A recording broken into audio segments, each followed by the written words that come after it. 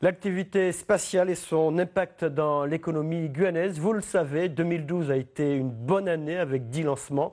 On est loin de la baisse d'activité au début des années 2000. Arianespace a considérablement développé son offre de lanceurs.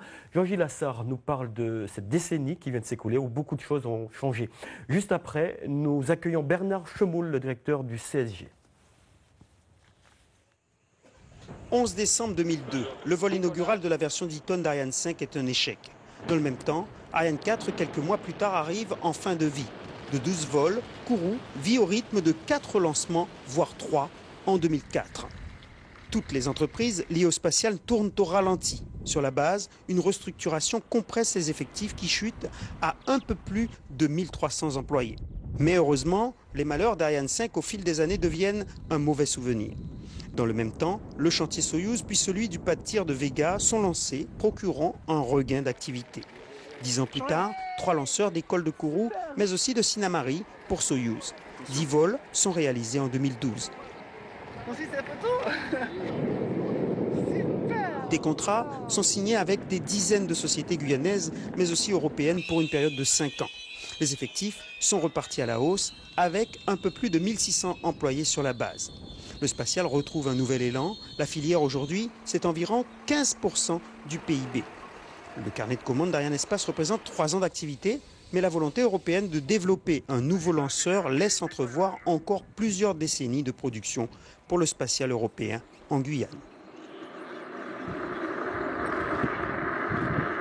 Bernard Chemoul, on l'a souvent répété ces dernières semaines, l'année 2012 a été très bonne. Est-ce que ces bons résultats ont permis au secteur de retrouver l'équilibre financier après les débords de 2010 ? Alors effectivement, l'année 2012 a été une année formidable avec ces 10 lancements. Mais je dois dire que cette année a permis de faire bénéficier de la Guyane de retombées économiques importantes. Assurément, et c'est une réalité, l'industrie, le spatial est une industrie de Guyane. Oui. Et ça, c'est une réalité par les chiffres, par notre politique et aussi par le partenariat que nous avons avec un certain nombre de collectivité et la qualité de ces relations. Et donc, ce qu'on peut dire, c'est que la base, effectivement, aujourd'hui, il y a plus de 1600, on est presque à 1650 employés, un niveau qui égale et qui dépasse même celui qu'on connaissait dans les années 2000, c'est-à-dire au plus fort de son activité. Ouais. Et dans ces employés, presque les 3/4 sont des employés en contrat local. Ouais. Alors, le spatial contribue dans les 4% de croissance que la Guyane a depuis quelques années. Est-ce que l'on peut vraiment dire que le spatial contribue de manière significative à l'emploi en Guyane? Est-ce que vraiment ça dope l'emploi? Eh bien, écoutez, le spatial fait, comme je l'ai dit, 1650 environ employés sur la base, mais 9000 employés en emploi indirect. Et ceci, c'est directement les effets du fonctionnement de la base. Alors, quand on regarde l'activité, qui est une activité de production, qui est une véritable activité industrielle, nous contribuons de l'ordre de 15% du PIB de la Guyane. Alors, en valeur numéraire, ça peut se traduire en combien de millions d'euros ? Pour le PIB, c'est de l'ordre de plus de 400 millions d'euros.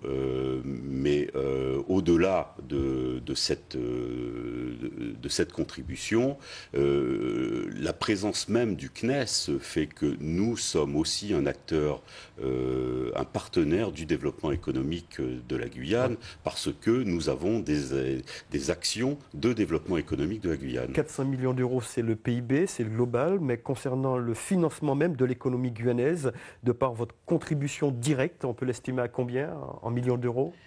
Eh bien, on dépense de l'ordre de 50 millions d'euros par an en contrats ouverts par des contrats divers que l'on passe. Et sur ces contrats, de l'ordre de 30 à 40% retournent directement vers des entreprises dont le siège social est en Guyane. Mais ça ne veut pas dire que pour le reste, ça ne va pas en Guyane, puisque les autres entreprises font travailler des travailleurs guyanais. Oui. Et donc, finalement, toute la Guyane bénéficie de cette présence. Alors, un conseiller régional faisait remarquer récemment que ça ne pesait pas très lourd face aux 115 millions de dollars que la Russie donne au Kazakhstan pour la base spatiale de Baïkonour? Écoutez, il faut prendre en compte tout ce que l'on peut faire et tout ce que l'on fait ici en Guyane. C'est quand même la Guyane est quand même le dernier chaînon de toute l'activité spatiale en Europe, et que l'on traîne, que l'on tire, et nous apportons avec notre activité bien tout un développement économique qui bénéficie à tous les secteurs de la Guyane, parce que lorsqu'on fait des lancements, eh bien nous faisons bénéficier le tourisme, nous faisons bénéficier les transports, l'accueil, etc. Alors, très rapidement, M. Chomoul, puisque vous parlez des lancements, quand il y a des campagnes, il y a une interdiction pour les marins pêcheurs de pêcher. Ils demandent un fonds de compensation. Où ça en est? Pourquoi ce fonds ne leur est pas accordé pour compenser le manque à gagner? La question a été posée à l'État. Ce que je peux dire, c'est qu'effectivement, nous avons, pour des questions de sécurité, nous nous demandons à l'État d'interdire certaines zones.